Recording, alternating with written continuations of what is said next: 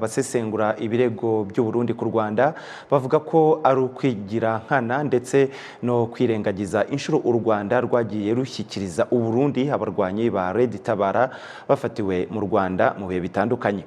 Aba bavuga kandi ko ari nka yangwe ikurira umwana ikakurusha kurakara kubera ko ngo u Burundi bwagiye bushyigikira kenshi inyeshyamba za FLN mu bitero zagabye ku Rwanda mu myaka itandukanye. Inkuru irambuye na Karere Kaberuka afatanyije na Gatarayiha Pierre Celestin. Imvugo zihembera intambara n'amacakubiri zivugwa n'abayobozi bakomeye b'igihugu cy'u Burundi zikomeje gufata indi ntera, ariko nanone zikamaganirwa kure n'abasesengura ibirego iki gihugu gishinja u Rwanda gutera inkunga umutwe witwaje intwaro wa Red Tabara. Tariki ya 21 uku kwezi, iruhande rw'ibendera ry'umuryango wa Afurika yunze ubumwe, Perezida w'igihugu cy'u Burundi Evariste Ndayishimiye yijeje urubyiruko rw'abanyekongo ubufasha bwo gukuraho ubuyobozi bukuru bw'u Rwanda. Umwanditsi w'ibitabo hakaba n'umusesenguzi Gatete Nyiringabo Ruhumuriza avuga ko imvugo nk'iyi iteye ubwoba ku muyobozi nk'uyu w'igihugu. None se azabona ubuhe bwo gutera u Rwanda no gufasha ufasha yabanje akifasha gutekereza akavuga ati ibi ntibikwiye, ibi birakwiye, ibi ntibikwiye. So azadufasha se tugeze kuki adutwaraho u Burundi bugana nibyo twe atekereza ko twe twifuza.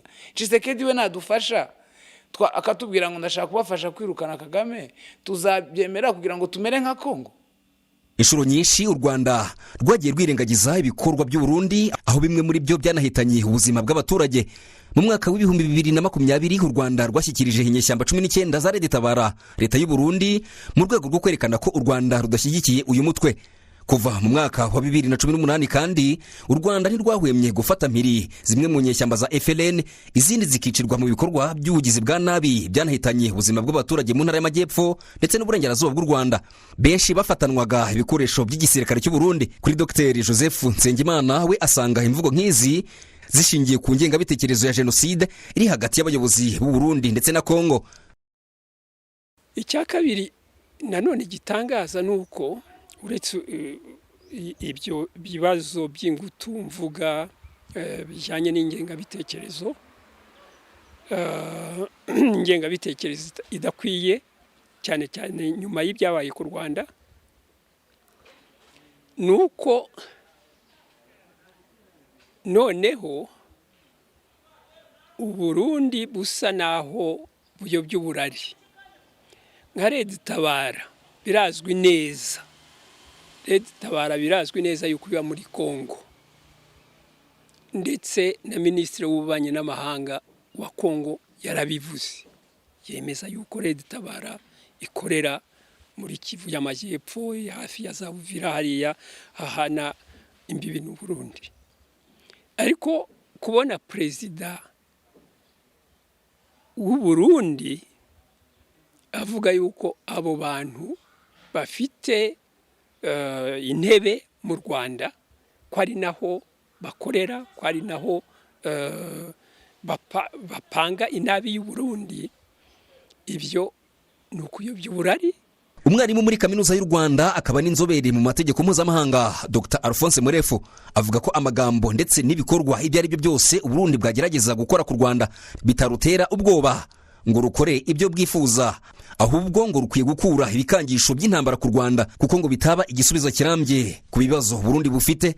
Umuntu yanakwibaza nuko iyo igihugu gikoresheje ibikangisho by'intambara ubundi ni uburyo bwo wakwita bwa kinyabwoba, kuko urifuza kugira ibyo ugeraho udakoresheje intambara.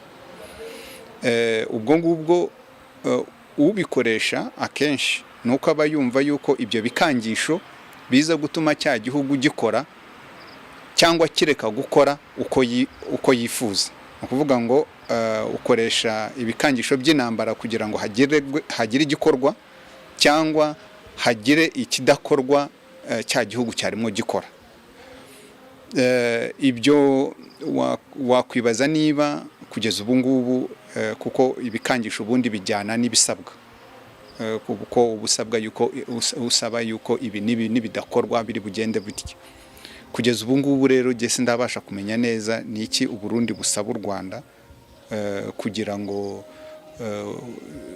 u Rwanda rutabikora u Burundi bube bwakoresha intambara.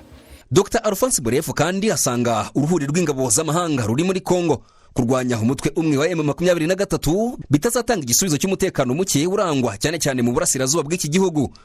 Ariko iriya mitwe nka M23 n'urugero muri 2013 wararwanyijwe, bigaragara yuko utsinzwe, ariko n'ibyawubujije ubu ngubu ku buhari.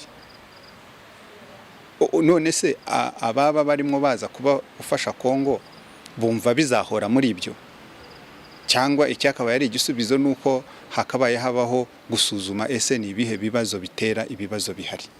Ijambo rya Perezida w'u Burundi Evariste Ndayishimiye yavugiye mu gihugu cya Congo ku munsi w'ejo rije rikurikira icyemezo iki gihugu cyafashe mu ntangiriro z'uku kwezi cyo gufunga umupaka ubuhuza n'igihugu cy'u Rwanda.